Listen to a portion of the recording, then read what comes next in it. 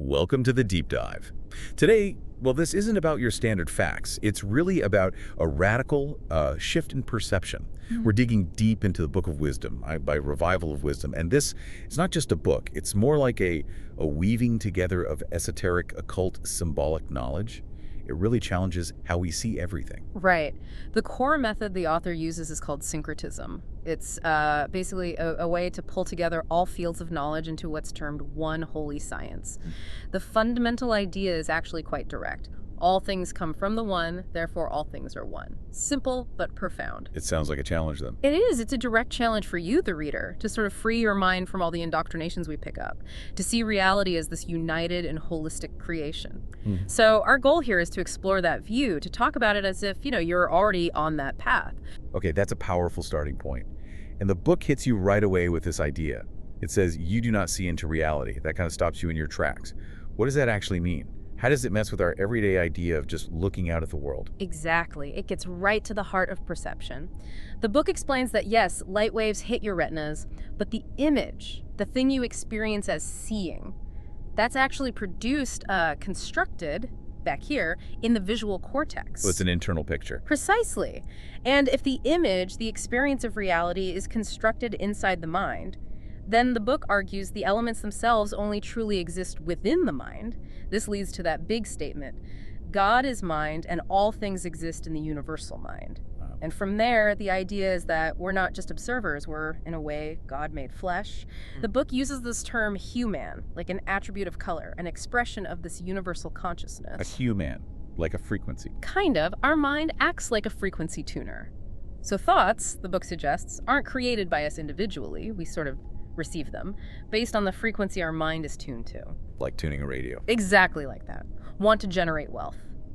The book implies you need to tune your mind to that specific frequency.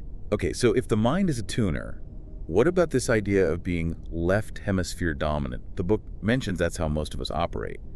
How does balancing the brain hemispheres fit into understanding this holistic reality? Well, the book argues the left hemisphere, the analytical side, it tends to break things down. It fragments reality so we can understand it logically, manipulate it. Useful, obviously.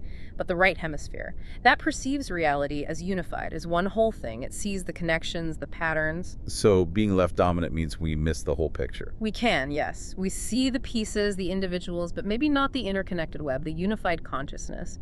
Balancing them allows you to see both the details and the wholeness. Without that balance, we're kind of stuck seeing a broken world. That makes sense. Okay, so that's perception.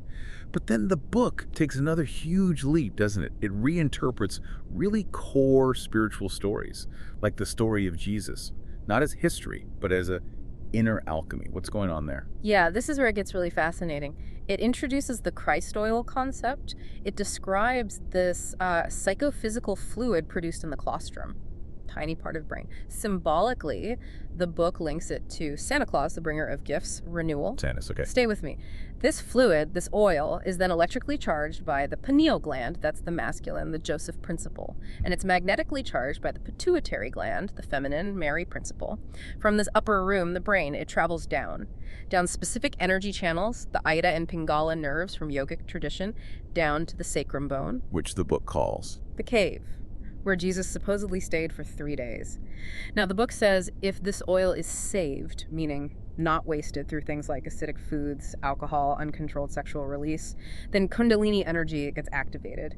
This energy then transforms the oil, turns it into a kind of gas, which then ascends up the 33 vertebrae of the spine. 93 vertebrae and Jesus at 33. That's not a coincidence in this view. Definitely not. The book draws a direct parallel. It's symbolic. The crucifixion at 33 represents our internal potential to crucify the lower self, to transmute matter, our physical existence, into spirit, into a higher state of consciousness. This is the born-again process, as the book sees it. It's about activating dormant potential, 100% brain use, regenerating the body, and inner resurrection. Wow. So the brain really is the upper room, the Holy Land, where this all happens. It's incredibly internal. So practically speaking then, how does someone actually, raise the oil? How do you apply this? Right, it's not just metaphor. The book gives practical steps, things like retaining sexual fluids, maintaining a strongly alkaline diet, avoiding alcohol and acidic foods is crucial.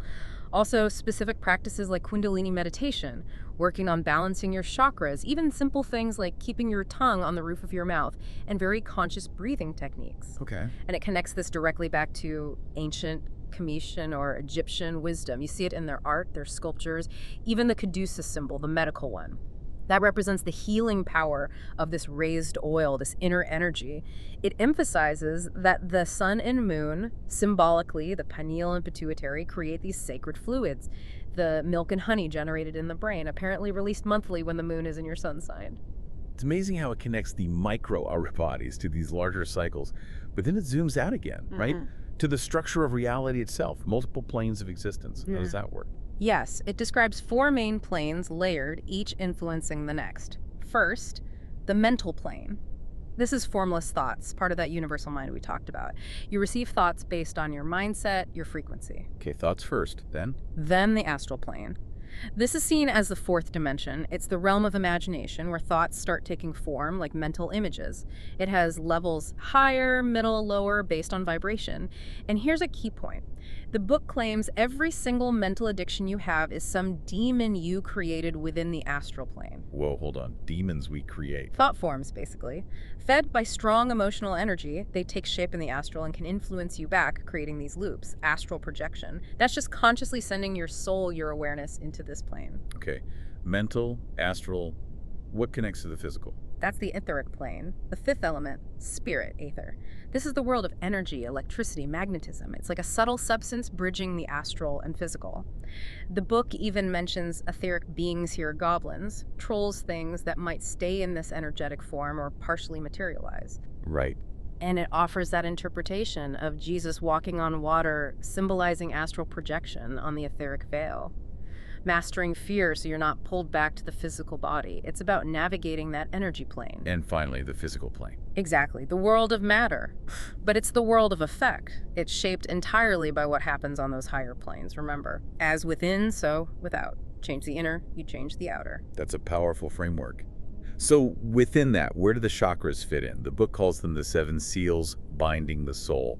How does it view these energy centers? The chakras are described as 7 wheels of energy within that etheric body we just discussed. They're like mini brains, each governing a different physical section and aspect of consciousness. The 7 seals idea is that they bind our spirit to this physical form. There's a descent, from pure spirit. The crown chakra, which is actually described as being just above the head, down into density, the root chakra at the base. And the goal is to ascend back up. Precisely. To return to the crown, to pure spirit. The book even mentions the 144,000 from Scripture isn't a number of people, but a frequency you need to achieve for that return. Unbalanced chakras weaken your whole energy field. And the book points out how things in our environment, like fast food colors, often target lower chakra frequencies, keeping people stuck in base survival mode. Interesting connection. Yeah, and it links head with heaven, seat of higher consciousness, and heel with hell, the root, our grounded, sometimes fear-based nature. So manifesting heaven or hell in your life, that depends on which chakra level your consciousness is mainly operating from. Okay, so mastering the self, the inner planes, the chakras. This then leads to a really different view of the cosmos itself. Not a solar system, but a soul system with Earth at the heart. Tell us about that. Right, it reframes cosmology entirely. Earth isn't just a planet orbiting a sun in this view, it's the plane of inertia, the stable center of a huge electromagnetic toroidal field, like a giant cosmic energy vortex. A donut shape. Essentially, yeah, constantly cycling energy. And Earth anagram for heart is the heart of this system.